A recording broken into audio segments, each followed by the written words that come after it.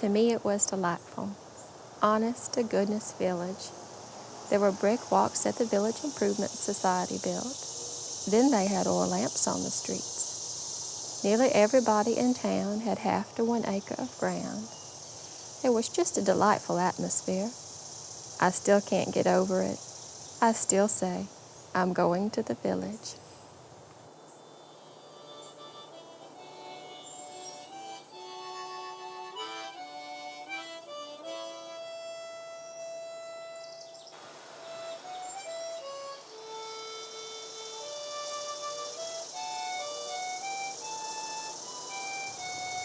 Everyone in Falls Church used to have a front porch. I would love to just sit on my front porch watching the world go by, or just being still.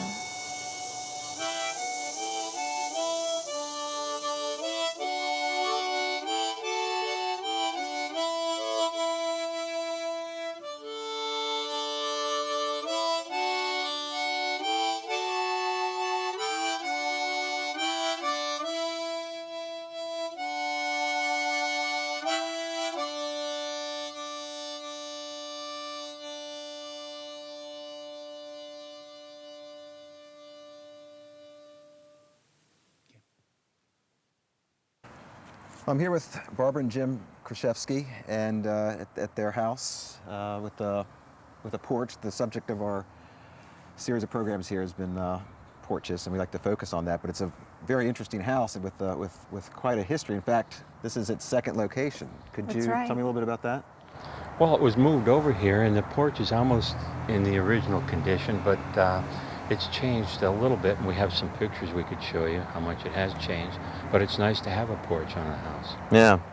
Well, had it been yesterday, I might have caught you lounging on the porch. It was a beautiful day. It's a little bit cold for that today, so maybe we won't sit up there today. But how do you typically use it, and how much time do you spend out there? When we first moved into the house, basically our back porch or our backyard wasn't landscaped. We had nowhere to sit, so we'd always come out and have breakfast on the weekends and read the paper.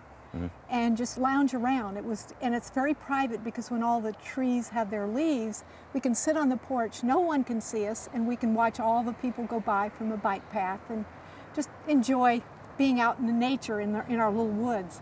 So we enjoyed just... I remember one morning offering the postman some breakfast. He almost took it. Yeah. So it's a great place to relax on the weekend. I would think. How old is the house? It was built in 2 sections, actually. The house, the older part of the house is over here, and it was built in around 1870, right after the Civil War. And the window panes are 6/6, so you know the glass could not be built in or made in large sheets. The newer part of the house, the dining room, the living room, is probably 10 years after that, and very large sheets of glass. So that's one way, is to look at the windows to tell the age of the house and how it was built. And originally it was down the street and around the corner on the Jennings property. That's right. And you were telling me that you actually knew of the house before it was moved, and yes. and had it was visited it. Actually a nursery and an antique shop, and then it was moved in May, I think, of '83. And we remember it being moved. We've only been in the house around 7-8 years. And I came here and bought antiques when it was moved here, and actually actually have one of the tables that I bought in the house when it was an antique shop. So one of the functions of this porch probably was as a showroom of sorts. Yes, yes. Could be, yeah. Yes. And what are your hopes for the future? You talked a little bit about maybe restoring it. We've got some pictures of it. Yes. Basically, the house, when it was, I guess it was in the 60s, the aluminum was put on, the pillars were removed, and it was really stripped of all the gingerbread and all the beautiful pieces that were there when it was a Victorian farmhouse. And we've started putting some of the gingerbread back. We'd like to get all the aluminum off one day and really redo the porch back to the original if we can. We've been working inside the house to kind of get it decorated, and we've worked in the garden. So the next step will be the porch. Yeah, and you may find that when you start pulling off this aluminum that it's actually did you some good by protecting what's there. Yes, I have looked under some of it, and it did protect it. Yeah, a lot of times they just put it on because that was the thing to do at that time, rather than it was cheaper than painting. To save painting and so forth, but some of the wood under there is quite good, and I can restore it, and other places I'll replace it. But it's a shame not to use such good wood because it has very fine grains, and it was milled quite a few years ago, and it's much better than some of the modern woods. I think a lot of the trees on the property were probably cut down and used to build the house. That's what we figured, because it's big planks like German planking that's underneath the aluminum. So it's been around a while. Yeah, yeah, and it's nice that it found such a concerned Well, our neighbor, couple. Colonel Pence, was Help really restore it. instrumental in getting the house moved. The house was going to be torn down for a parking lot, what else? And he really put forth a plan to have it moved here, and I think he paid $1 for the house and about $60,000 to move it. So I remember when it was moved, all the lines were taken down, the phone lines, the electric lines, and we have a video of it being moved. So it's very slowly moved through the whole process. Nothing happened to it. So it worked well. There was even the story of a bird had a bird's nest in the house up in the attic, and the mother bird was feeding the birds as the house was being moved. She was flying in and out of the house as the house was being moved. In fact, some of them still come to live every spring on that porch up above the window. Yeah, we have to fight the birds off. They get on the porch and want to make nests. They've been here longer than we have. Right, yeah, they have we feel it's their rights in home that too. respect. Now it seems that, I don't know if you have any older pictures, that maybe the needs of the household kind of expanded the house out into the porch. Do you think that was the case? Or? Well, I think the extension there that you see is the second part of the house. The original house was 4 rooms, and it was more like a rectangular box. And I think they added on, and for some reason, they added this little jutted area out, and we don't know why, but it adds to the dining room.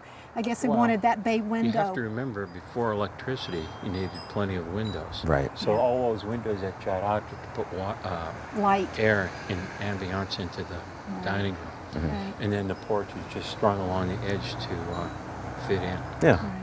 So it makes sense. It's particular to the house and gives it some individuality. It's unique. It's typical country farmhouse design. Yeah. It's very typical. Most of them you look at look just like this. Yeah. Well, one of the nice aspects of my doing this little series is that I also get to see some of these houses, the inside, that I've been driving by for years, Nice. and you'll so have really to like come that. and sit here in the summertime with us sometime. We'll give you some lemonade. Okay. Well, and I guess the original portion of the house had this porch. That would have been the entrance. There was actually a little ground level at that time. You see, there's a new foundation. Yeah, I saw the old Much higher. pictures that have the house sits much higher, both Right, in its right. relationship to the street as well as its Right. relationship to the immediate yard. So Right. it sits up higher than it would have. Much higher.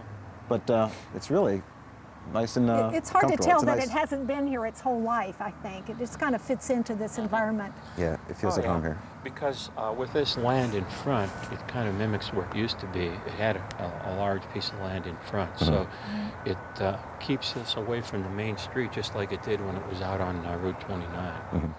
It's kind of nice. Well, Well, we enjoy it. bet And I'm you do. glad you came by to see it. And yeah. I It's a hope fun- other it's people a will fun enjoy place. it when they go by. I think the sad thing about porches today is that they aren't used more frequently, and our culture doesn't promote it because everybody's so busy. Right. And I think that's the sad part, is there's too many empty front porches that aren't being used. Well, when they're this inviting, I think it kind of makes you because Hopefully. this is Yeah. looks like a really comfortable place to be, and Yeah. Barbara's good at plant work and decorating, and it's just wonderful up there most of the time of the year. yeah. Would I have caught you there yesterday? Were you all around? We were out in the backyard working, Okay. clearing up our back garden. Yeah. Okay. So we were outside. Yeah. Okay. Well, Anyway, thanks for letting me come by, and as I said, it's really nice to meet you folks and to see these houses that I've been driving by and noticing for years, and Good. it's A that's lot glad of you people joined say us. that, and I'm glad you stopped by. okay. Thanks for talking to us Okay. about it. Thanks a lot. good to meet you, Nice to Mark. meet you. Bye bye.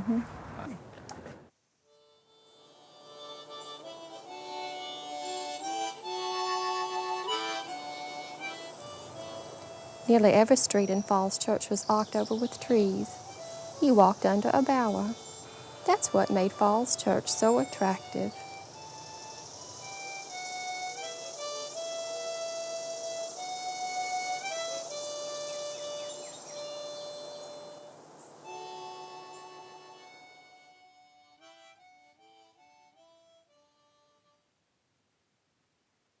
Well, I'm here today at Van Buren Street, near East Columbia and East Falls Church, here with Barbara Cram of Greenscape. And we're here next to a specimen tree, not only a specimen tree, but the state champion tree of its species. What is it? This tree is a European beech, also can be called copper or purple beech, and it is signified by a very broad branch structure. It's practically as wide as it is tall, very low branched, has simple serrated leaves, and zillions of leaves. I mean, uncountable numbers of leaves, with a very special and unique trunk. This is one of the most beautiful trees I think I've ever seen. Yeah, it's my favorite that I've ever seen. I've seen a lot of trees, but this is my favorite. I drive this way to take my friends to the metro just so I can see this tree. Oh, really? Yeah. Tell me what you like best about it. I like the branching structure. I love the tracery of the way the branches are just very symmetrical. It's like an etching. Yeah, it's like you don't see trees like this. Mm-hmm. This is like unique. one of your perfect trees that Yes. you don't actually see in real life. And it's a wonderful setting. It's on its own. It's in a foreground situation in front of the house, and it's just beautifully kept and obviously very happy. It doesn't look like it's under any stress at all. In one of the other shows we saw a sycamore which looked completely wild. This looks very cultivated. Mm-hmm. I think that's its nature. It has the branching is very lateral, but symmetrical as it goes up, and I think it's attractive because it is dense. It looks like a huge shrub that's been expanded or enlarged, on a computer screen too. Yeah, that's a good point. I hadn't thought of a huge shrub. Yeah. Well, it has that sort of. It's about a 4-story appearance. shrub. Yeah. That's Yeah. great with wild colors. Yeah. Beautiful coloring too. Well, It's just begun to turn on the tips. See Oh, a yeah. lovely Right. orange copper color. And we're filming this in November to give a context, because this may yes. be showing in March Yes. or February. Yes. The bark is so interesting. The bark and the formations of the bark. I don't think I've ever seen a trunk like that before. The nodules, as we get closer, we'll be able to see the wrinkles in between the limbs, and it's just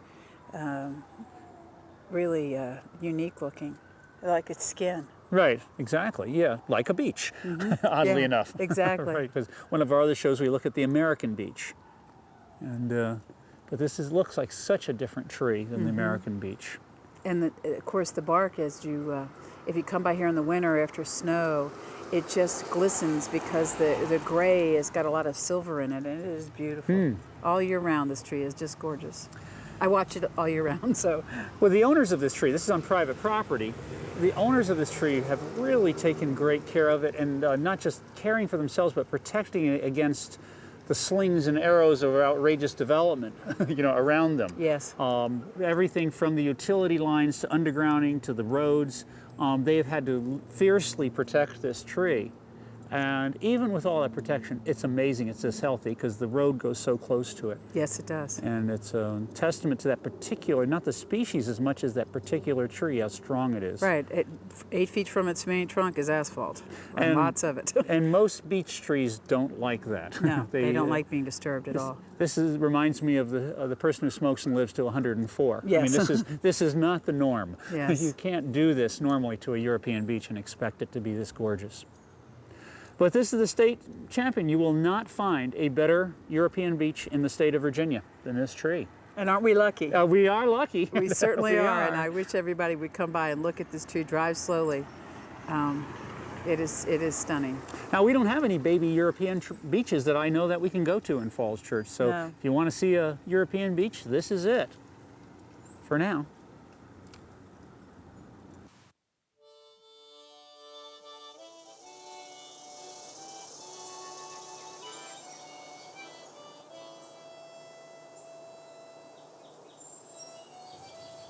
Uncle George used to take me down to Mankin's Notions and Dry Goods, a corner store at Broad in Washington, where the office building is now. She always had candy, which was something we couldn't have at home. It was a great treat for me to go to Mrs. Mankin's store and have those marvelous penny candies.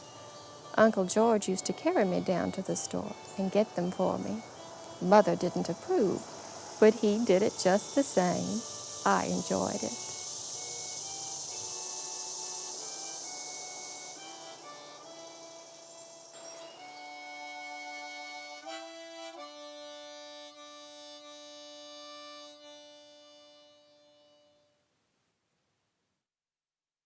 Today we're at one of the premier, if not the premier spot, gathering spot in Falls Church, and that's Anthony's Restaurant. So let's go in and find Anthony.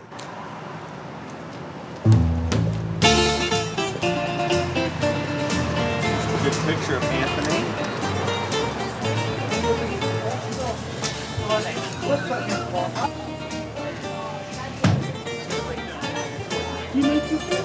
Sorry?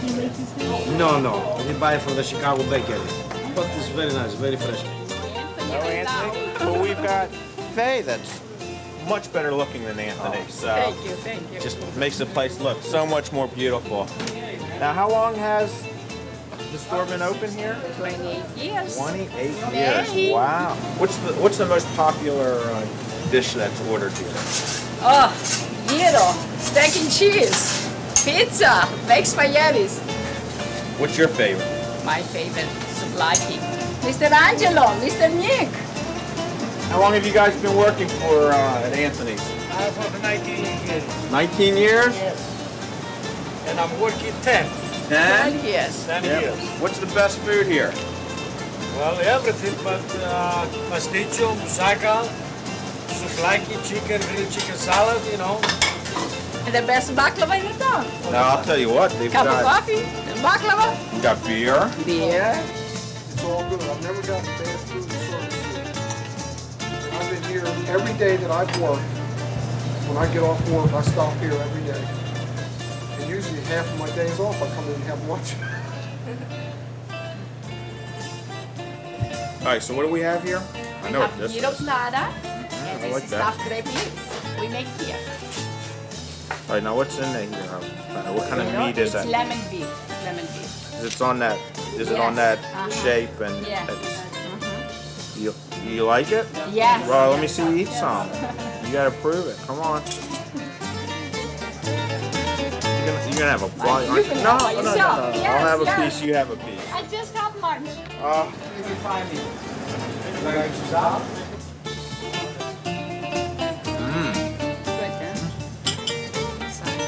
Took too big of a bite.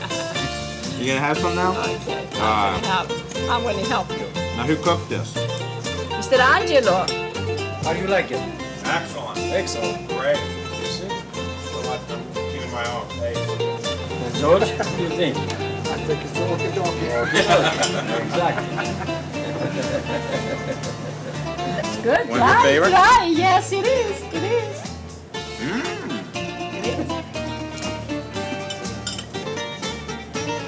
Excellent. I told you. Maria, the beautiful waitress. Number one in Porch George. Yes. See that? Right, Maria? Look. You still eating with me, or did you stop? Okay, I'm gonna have dolmado. Take a little the cook, the chef, because she screamed to me. Here we go. I love the scream. Yeah. Yes, that's my job. He's the number one cook for Rafa's place. That's right.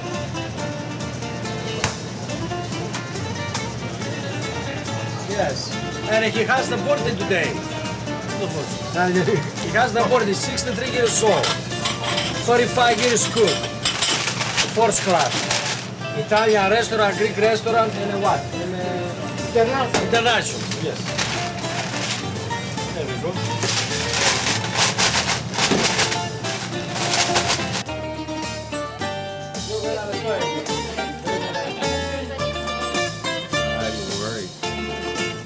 For the chamber functions in the morning, both of you are here.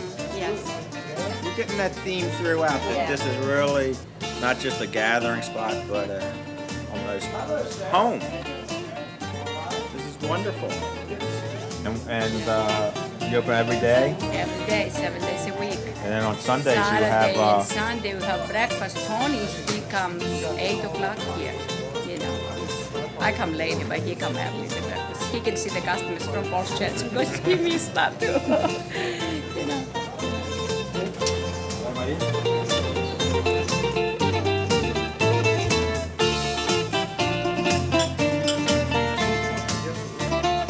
Oh, that looks from my. Look how big that is.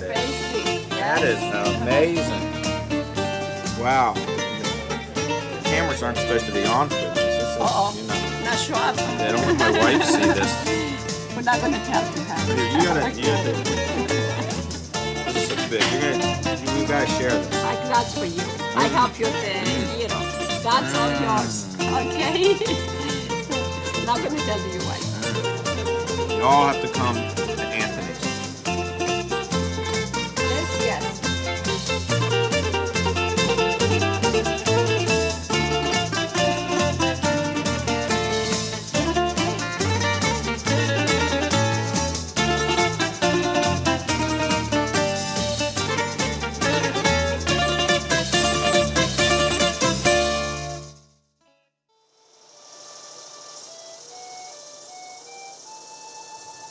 I loved going to the village.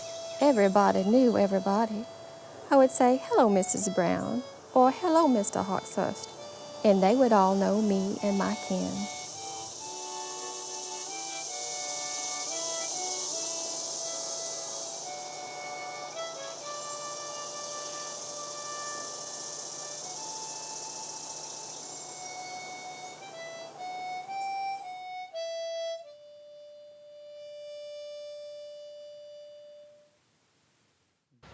Well, there sure are a lot of familiar faces in Falls Church, and I'm here at the eastern entrance of the W&OD Bike Trail in Falls Church, by Little Falls Street and the 4-mile run with one of our most familiar faces, the grandfather, the father, the godfather, the chairman of the board of the W&OD Bike Trail, Mr. Walter Mess. Welcome. Thank you very much. Thanks for being here. Tell me, Mr. Mess, something about what is the W&OD Trail? The W&OD has become an international celebrity. It is a recreation trail for bikers, hikers, walkers, and I think for horseback riders, not in Falls Church, but out in Loudon. It begins in Alexandria and it ends in Purcellville, 45 miles. It is paved all of that way, and alongside of it, there's 35 miles of hiking and biking trail, but mostly for the horseback riders. And it's used. Someday it will have to be paved to ease the use of the paved trail. Okay. Well, no matter what you're going to respond to this, you are the founder of the W&OD Trail, no matter how much you're going to say to deny that. But you are, and I know you are, the founder of the W&OD Trail. Tell us a little bit about your involvement here. Years ago, a man by the name of Lane owned the W&OD Trail. In 1958, we learned that they were going to stop the tracking. The heavy users, which were bulk users, seed, feed, stone, all of that kind of a thing, cement, unveiled them to continue. They did so into the 60s. At that time, I was talking with Mr. Lane about acquiring part of this site. We wanted him to give it to us, but of course he couldn't do that. Now, who's us? A man by the name of Lane. No, I know who's us. Give to who? Oh, me. Oh, to you. Actually, we were trying, how we got into it, really, we were trying to buy where the section is that's now Fairfax Drive and Glebe Road, where they had a train stop and a repair station and that kind of thing. And that got led into it. We brought the power company in on conversations and visits, the VDOT and so on into it, but not alone. We did this in the city of Falls Church when Harry Wells was the clerk. Great man. And also became the city manager. But we couldn't get him to give it to us. We went to power company and that sort of thing. But what happened really was the action taken by then Vice Mayor Lee Rhodes, who also helped with downstate. We had to go and get an act passed. He helped get it done. And that's why this is named the Lee Road section. And the only one that's named after anybody on this trail. Sign right up there. Yeah. What happened was that then we had to raise the money, and we did by going to Congress for money. And we received $600,000 from them as part of the dollars to get it. The rest of it was raised by state funding, by bonds from Arlington County, City of Falls Church general funds, from Loudoun County bond funds, from Fairfax City bond funds, and from Fairfax County bond funds, but Alexandria also general funds. And those were the funds used, $3.5 million to buy it. We did it in sections as we could pay for it. And we raised that money over about 6 or 8 years just to buy it. The rest of the development all came from general funds, from the political subdivisions, Falls Church and Alexandria, and the rest bond funds. So we've had to go for bonds. And part of that, the development all came from at least 7 bond funds over a number of years in order to develop. Let me ask you this question, Mr. Mess. This bike trail is so used. You were quoting a number of, at places, 1,000 people per hour on certain days during the weekends. And 12,000 have been counted at one point up, throughout one day, just using it. It is so popular. I mean, it is so popular throughout the area. It's constantly being used. But what really interests me is, what is it that a person does that here you are, you're out earning a living, you have a family, a large family that you're raising, doing all this and doing all that, and you put aside a large chunk of your time to do something for the public good. What motivated you? I have been very fortunate and lucky. And what has motivated me is to have to give something back. I got this from my father, who was a doctor, and he gave a lot. But what I'm saying is that this was an idea that was born when I was in California, getting ready to take a ship out of San Diego over to the Far East. They have regional system there, but it was free. We couldn't do that. We got the act passed. We got the Northern Virginia Planning District Commission Act passed, and in it a clause or a phrase that said there would be regional parks. And from that, we got an act passed and got our own authority done. But believe me, the mayors of all of those political subdivisions, 3 from the beginning, Fairfax, Arlington, and Falls Church, those went down with us and pleaded our cause in the state legislature and got the act passed. We then used that very same group of people to get the WNOD. The problem was that the highway department and the power company had control. Highway department had to buy it in order to, they were already trespassing, thousands of ways. We got that done. Then we had to go to the power company to get them to do it. So what happened is we arranged the purchase by VDOT, we arranged the acquisition by the power company, and then we arranged the acquisition from the power company to the Park Authority on a contract basis. Now all of this took years. It didn't happen overnight. So that what happened was, how do we pay for it? And they agreed to let us do it over a period of time. So we bought section by section by section. Now, wasn't the first section here in Falls Church? Somebody told me that? The first section was here, and in order to have that done, we had to get permission of Falls Church to let us pave this trail here. So we paved a mile in Falls Church. Well, you know... And then the answer to it was that we then proved that we could do it, and that got us through the state legislature, believe it or not. Good for you. Well, you know, I've walked this so many times and ridden my bike so many times. And I think most people, you see them going by here as we're filming, see all these little parts of the trail, let's just say in Falls Church, and not many people know how much effort for every bit of every sign, every like we have the Veterans Common. When you enter Falls Church, you see the Veterans Common. Tell me a word or two about what is that? A gentleman who is a veteran had the idea, and he asked us if we would let them do it. You're talking about the Veterans Common, right? Yes. They then proceeded to bring together the VFW, almost all of the veterans organizations, including those for the women. And they have had 31 or 32 observances here.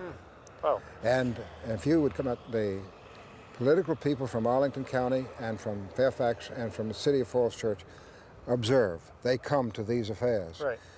The TV stations have also come and filmed them and put them on, particularly Channel 7.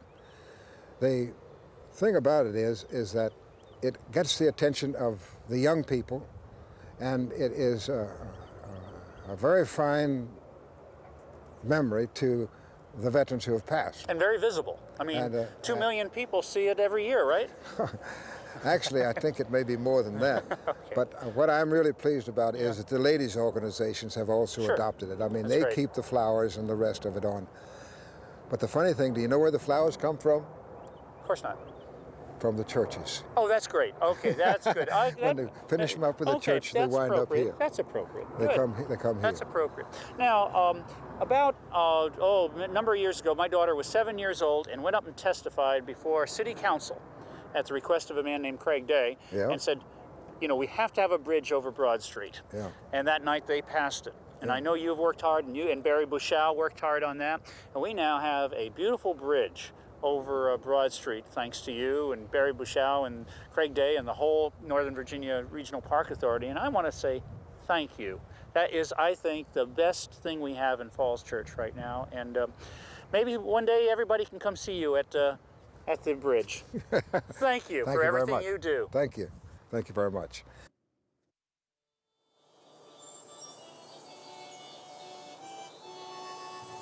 I heard music everywhere in town.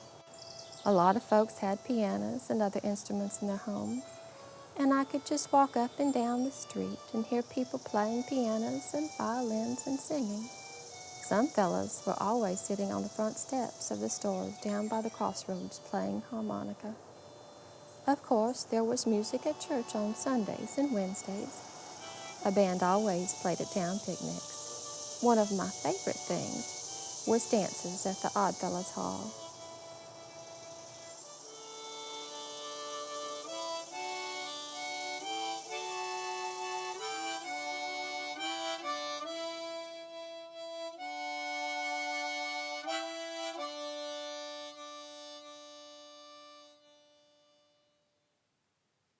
All right, let's hear it.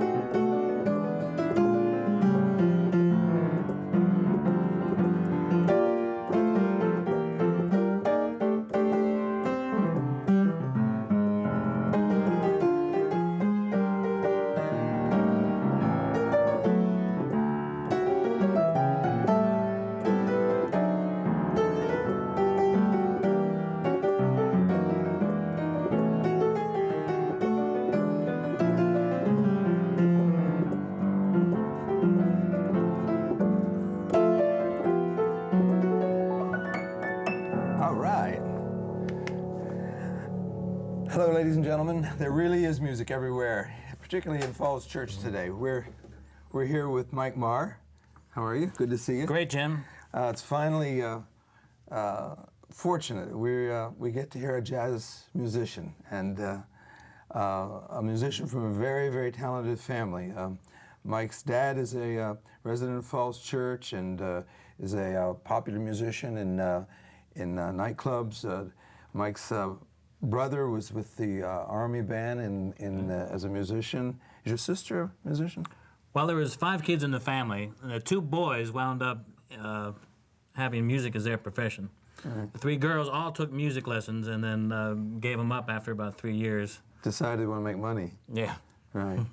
It is fortunate. I really, really love your music. What are you doing right now? Talk to us about it. Well, I do all sorts of things. It's not easy for a freelancer to keep his financial boat afloat. But what you need to do is diversify. So I do a lot of teaching, and of course I do a lot of different types of jobs, which we call gigs. Right. Everything from playing on the Millennium Stage at the Kennedy Center. I've been there with classical violinist for several appearances. I've also been there with my own jazz quartet. I played at the Corcoran Jazz Series. And I know you're teaching. You're giving a course right now at the community center? That's right. It's called Music, Magic, and You. Right. And I put in a plug for anybody who might want to sign up the next time it's offered. And it's where it's kind of like a music appreciation class, although it's not from a historical perspective. I look at what makes up music, the kind of the physical elements of music, how instruments work, how is music written down, kind of a general intro for everybody who has always wanted to know just a little bit more about music, but it's always been afraid to ask. Yeah. I have a lot of questions, but let's hear something else. You don't mind if I play something I wrote? Oh, I'd prefer it. Okay. This is called Melancholia. All right.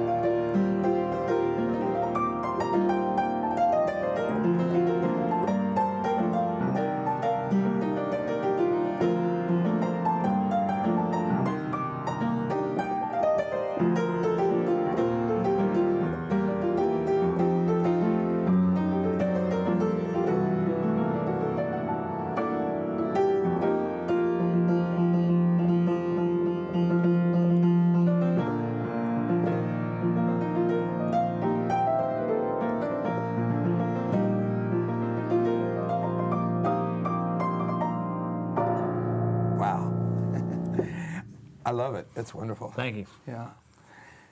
Mike, I know you've done a lot of things in the city and for the city. I hope you'll help me out here. I know you performed at the New Year's Eve Festival on the Millennium. Well, not on the Millennium, but the year before that, okay. I did have a quartet, and we were originally scheduled to play in the State Theater.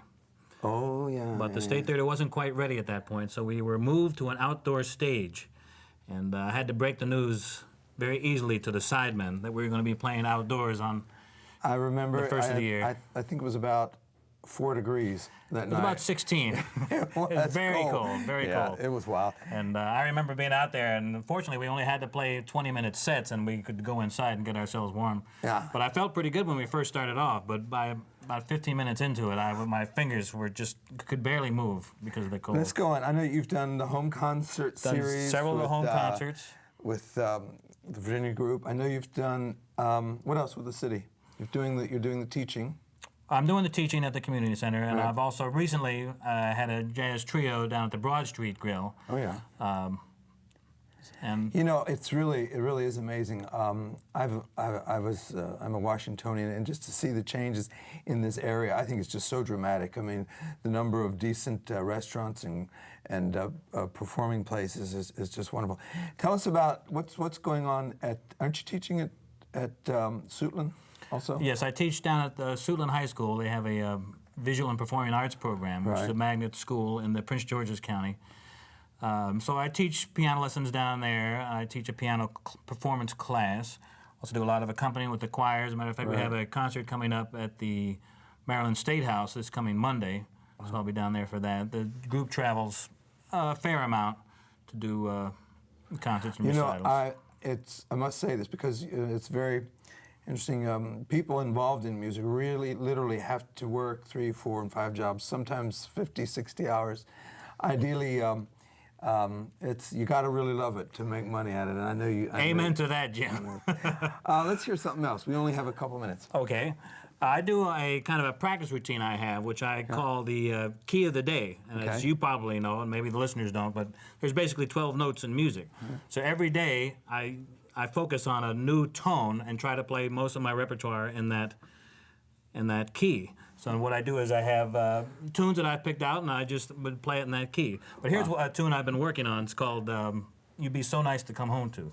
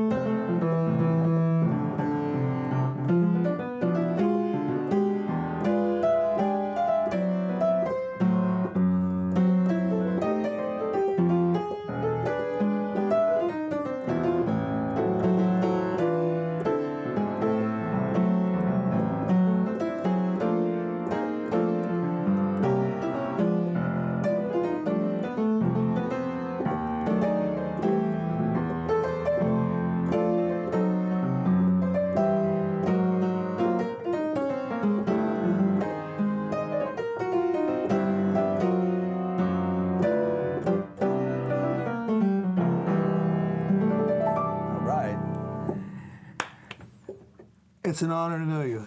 Thank you, Jim. My pleasure to be here today. There really, really is a lot of music in Falls Church City and everywhere else.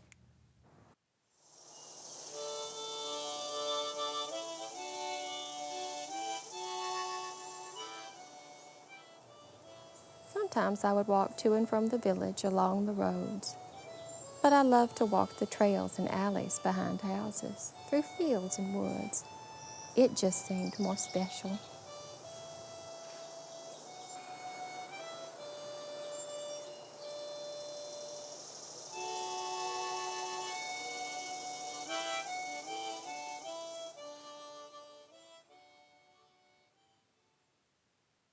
After crossing the bridge, we walk between the forsythia and the white pine out into an open area with swings and a slide where you'll find kids a lot playing, and walk onto the newly formed bower of the red maple and the willow oak that we planted in '92.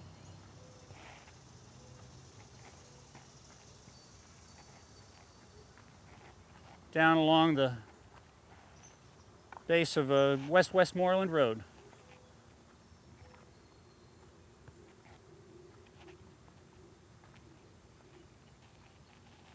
Makes for a wonderful walk home.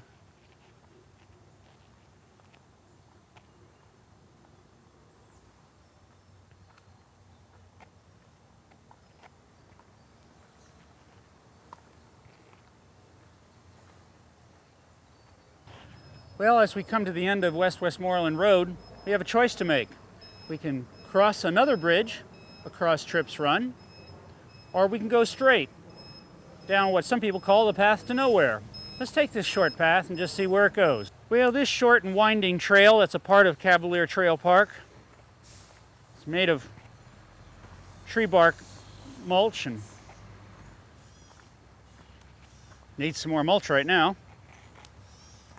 But it winds back and forth just like a stream. And in fact, the stream is on your right. You can look through the tulip trees and sycamore trees and mimosas and see the stream to your right. Well, this section of the trail was outlined by logs, rotting logs of trees that were cut down in this area for a variety of reasons.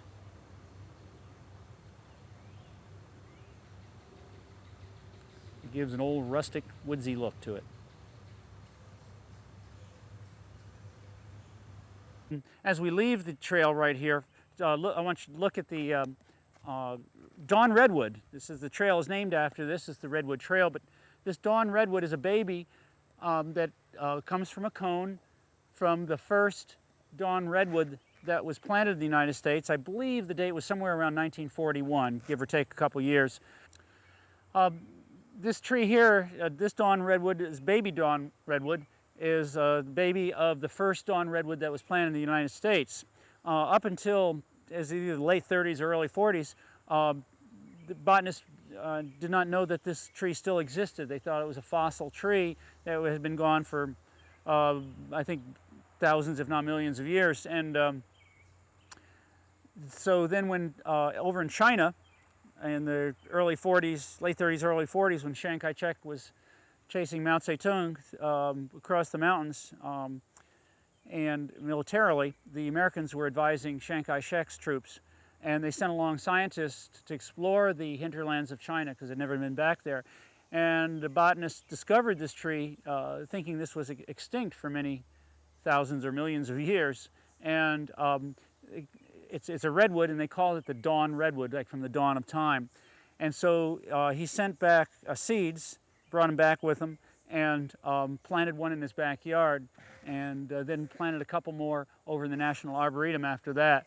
So the Dawn Redwood that was planted here in the United States a couple years ago was struck by lightning. It's still alive, but it's not in the kind of condition it was in before.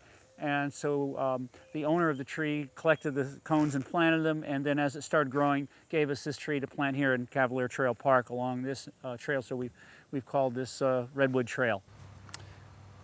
And this trail ends right up here by the loblolly and the dead willows and the living loblolly pines. The land up ahead was sold for a few dollars by the city a number of years ago to the residents, and the stream was paved over and put in a pipe underground. And there used to be a trail that went all the way through to TJ School. Maybe one day we'll have that again. Right now we have a trail that just ends.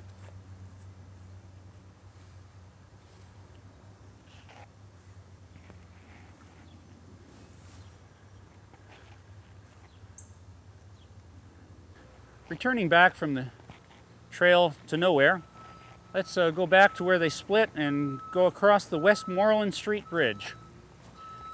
The street was originally supposed to cross here, but they ran out of money, and when all the residents said they didn't want the road to go across here, the city acquiesced, and we have a wonderful park now as a result of that.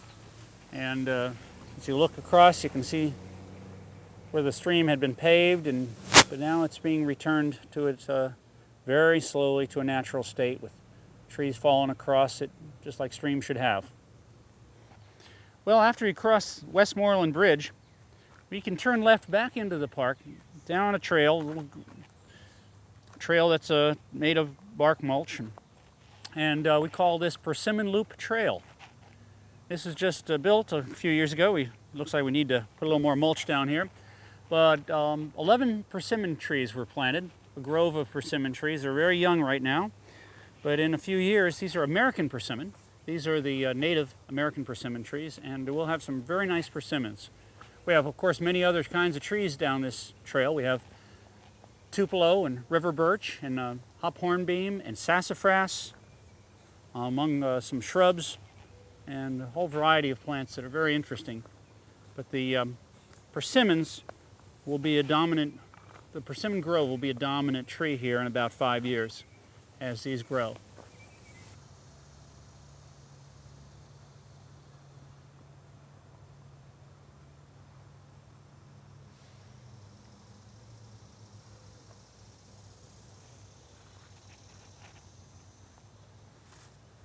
Here's one of the 11 baby persimmon trees we planted 2 years ago in this area.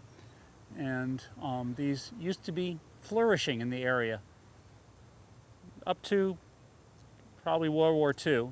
And now there's only a couple areas around town where you can still see them. And so we wanted to plant a grove of them here so they would remain in perpetuity and people could see what the old American persimmon trees are like. Another tree that used to be common in Falls Church that's in this park is the sassafras with its familiar glove-like leaf. There's 3 kinds of leaves on the sassafras. One looks like a glove with 2 thumbs, one has no thumbs, and here's one with a single thumb. So there's 3 kinds of leaves on the sassafras and making the famous sassafras tea. But we're planting some of these so people can see what trees used to grow around here before it was all developed. And we also have a few of the pawpaws we talked about in the last show down here, down at Persimmon Loop Trail. At the turn in the loop of Persimmon Loop Trail, it's a beautiful specimen of a young American ironwood, or smooth-barked ironwood, it's also called, and as opposed to the rough-barked ironwood. And this has a very smooth bark, but it's rippling like mussels. And it's a gorgeous tree, and we planted this in 1992, and it marks the turning point of the trail. We have a number of ironwoods down here. Like the rough-barked ironwood, the trunk of a mature ironwood, a smooth-barked ironwood, is so dense that it sinks in water. But that's of a mature tree. This one has a ways to go. Okay, this land was essentially given up by the city to some 6 local residents to extend their backyards for lawn, and the stream was piped. And this used to be a beautiful trail through here, and everybody used to walk to TJ, and you can see they're just mowing their lawns now back there over the stream, and we've lost that portion of the stream and that trail for the immediate future. Unfortunately, the pipes are now a rat haven, and if you come at dusk, you can see them running out of there. This connects to the pipes on the other side of Chereau by TJ. This is an example of a persimmon tree that's about 20 years old, and it's in Cavalier Trail Park, and you can see it has the beginning of that deeply furrowed bark. As the tree gets older and older, the furrows get deeper and the segments thicker. The tree is about 30 feet tall right now, and it does not. Persimmons never get a very thick trunk. They only get about a foot thick.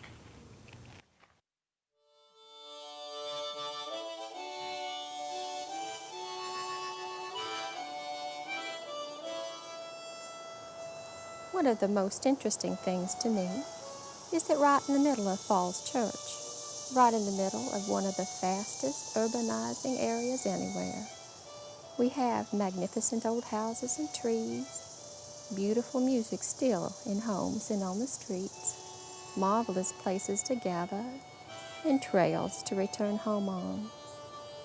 It makes me wonder why these wonderful qualities of village life remain here in Falls Church.